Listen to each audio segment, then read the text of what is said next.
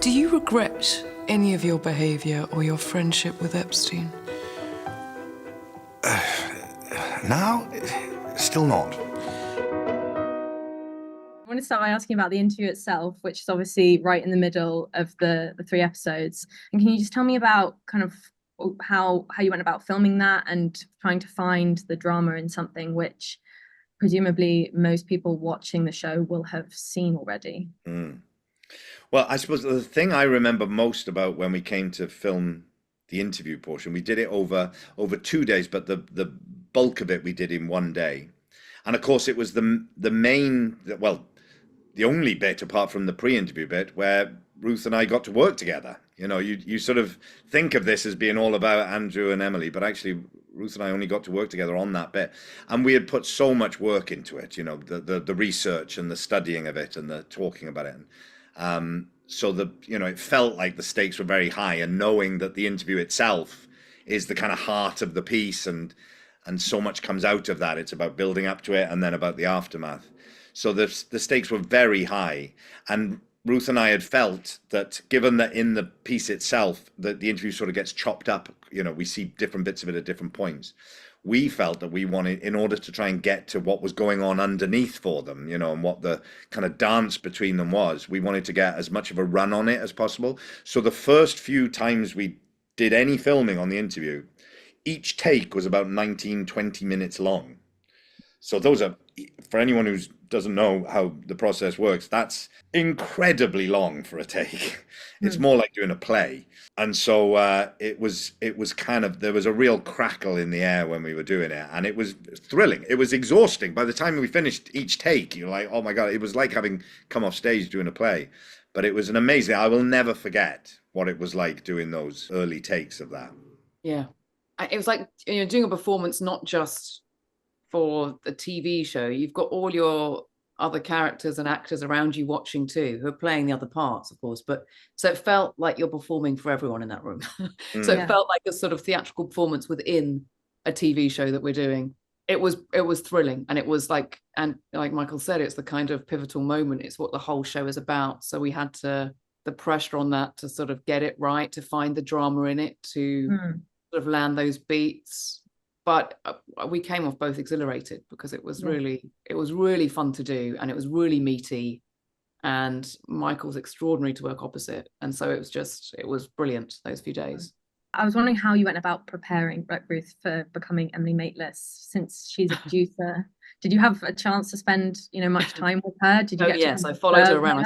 I followed her around for a few days, a few weeks. No, I went to watch her at work on the newsagents. Oh, right, okay. I had dinner with her. I had lots of sort of Zoom calls, and I interviewed her, which was the most terrifying thing, to interview Emily Maitlis. I was like, I had a list of questions. I thought I'd throw her off straight away, so I asked her what's in her handbag, which is a great question. And then she had to get out all her bits and bobs.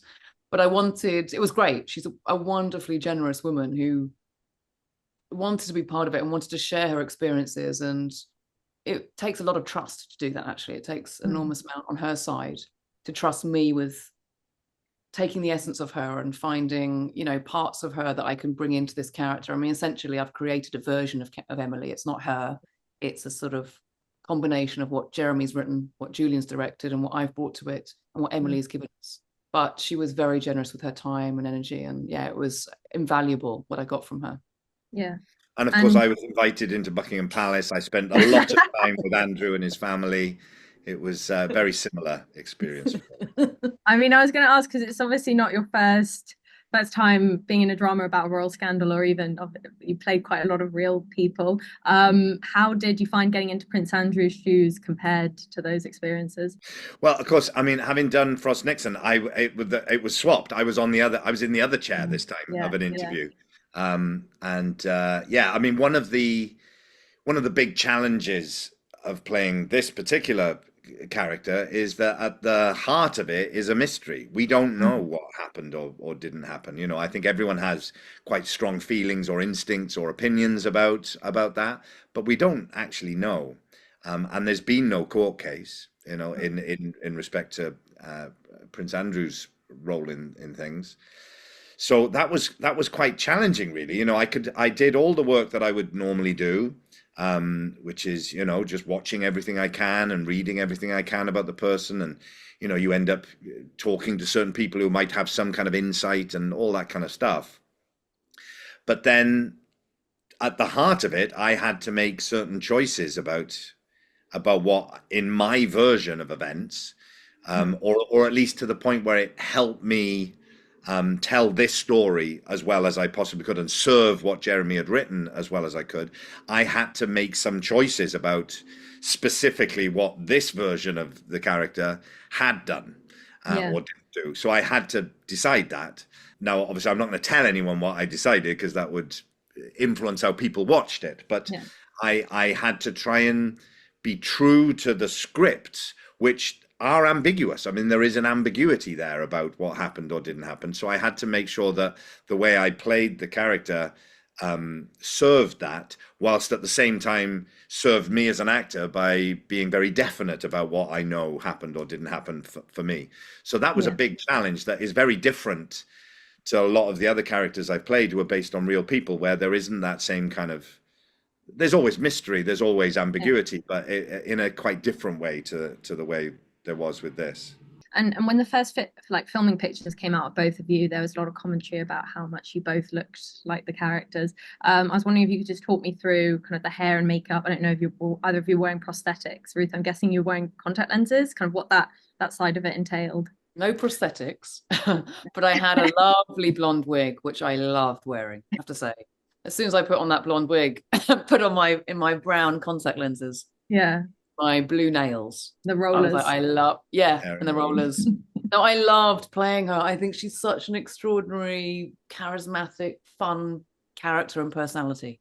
And, it was really transforming in that way. It was great fun to do. And working on her voice, trying to get some version of that voice, which is quite particular and interesting, and her movements. It was all really, I'd never done a public figure before. Michael's done many, but I hadn't so much. So that was what part of the reason I took on the challenge and took the job, because I got to sort of it's quite technical, a lot of that stuff, and I'd never worked in that way before. But I really enjoyed it because it gives you very strict boundaries, and a character you create is never quite as interesting as real people on the street, as the real version of it. You're like, wow, the nuance of individuals.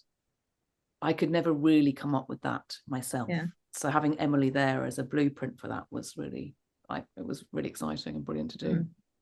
I wish I could say I had lots of prosthetics and padding. You had a whole hair thing going on. I know. I have a wig. You've got. Look at your hair now. It's like amazing head of hair. Yeah. But what I really wanted to do, though, whenever I've played real people, I shy away from putting too much on,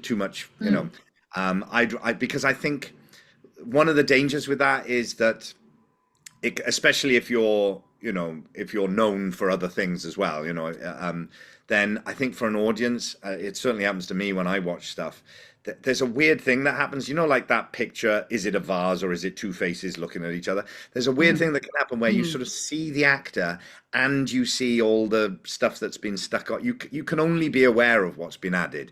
Whereas I've always, and it sort of puts me off a little bit when I'm watching something. So I prefer to have as little as possible, so that even if you don't look quite as much like the person in real life as you might, it just means the audience gets through that bit a bit quicker. You're like, right, okay, he doesn't look exactly like it or whatever, but this is the character and I'm just going to go with the character now. I'd rather that than every scene reminding the audience, oh, I really look like this, or anything like that.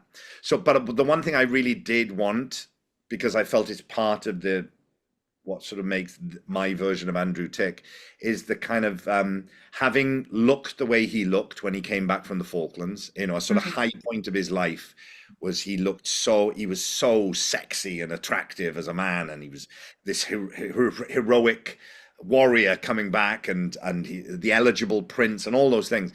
And that to get to the point, the aging process, he's got older, he's put weight on, he's in the interview, he's so jowly, and maybe his shirt is a little bit too tight for him or so, and he's got that very jowly look. And in order for me to get that without putting prosthetics on, I just had to put on a lot of weight.